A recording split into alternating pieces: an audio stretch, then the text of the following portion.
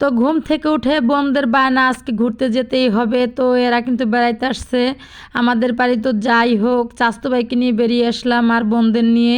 তো সকাল সকাল খালি পেট কেউ কিন্তু কিছু খাইয়ে আসেনি বাসা থেকে।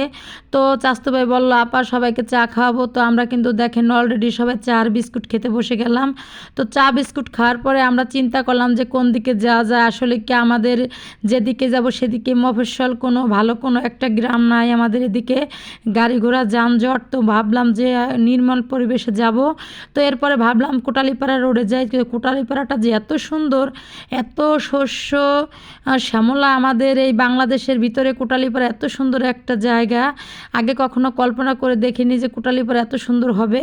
তো আমরা কিন্তু অলরেডি চলে গেছি সাঁকো পার হয়ে, মানে ওটাকে আমরা চার বলি। তো চার পার হয়ে আমরা সবাই কিন্তু চলে গেলাম সেই বাড়ির ভিতরে। কিন্তু এটা কিন্তু একটা পাথারের ভিতরে বিঘাকে বিঘা জমির মাঝখান দিয়ে চারুমুড়ো দিয়ে পানি, মাঝখানে ছোট ছোট ঘর।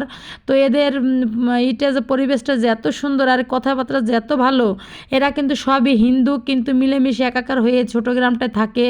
তো আমাদের কিন্তু অনেক সেবা যত্ন, অনেক সুন্দর আমাদের সাথে ব্যবহার করছে, কথাবার্তা অনেক সুন্দর করে আমাদের সাথে কথা বলছে। তো এদিকে দেখেন প্রতিটা বাড়ির সামনে কিন্তু ছোট ছোট করে পুষ্কুনি, কাটা পুষ্কুনির ভিতরে কিন্তু এরা মাছ ছেড়ে এটা চাষ করে খায়।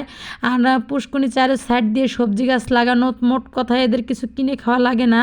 তো আমার কাছে এত ভালো লাগছে। তো পাশে কিন্তু আখের ক্ষেত আছে। তো আমার কিন্তু এত ভালো লাগছে যে এত সুন্দর একটা গ্রাম, নিজেরা সব কিছু চাষ করে খায়, হাঁস মুরগি সব কিছুই পালে। তো হিন্দু হিন্দু আর মুসলিম কোনো কথা না, মানুষের ব্যবহারই তার পরিচয়। তো এদের ব্যবহারটা অনেক ভালো ছিল।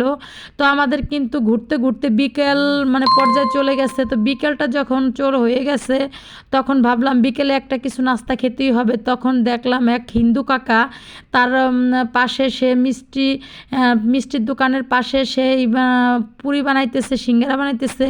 তো যেখানে বিকেলের নাস্তা বললাম, তো আমার চাচাতো ভাইকে বললাম 80 টাকা দিয়ে পুরি সিঙ্গারা নিয়ে এসো। তো আমরা যে দেখি পুরি শেষ হয়ে গেছে। তো সিঙ্গারা, গরম গরম সিঙ্গারা আমাদের এক প্যাকেট দিল। তো প্রতি পিস এই জায়গা 5 টাকা করে, তো অনেকগুলো আনলাম।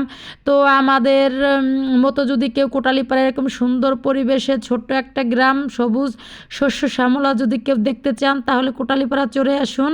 এটা কিন্তু গোপালগঞ্জ জেলার গ্রাম কোটালীপাড়া। তো আপনারা সবাই ভালো থাকবেন, আমাদের জন্য দোয়া করবেন। আল্লাহ হাফেজ।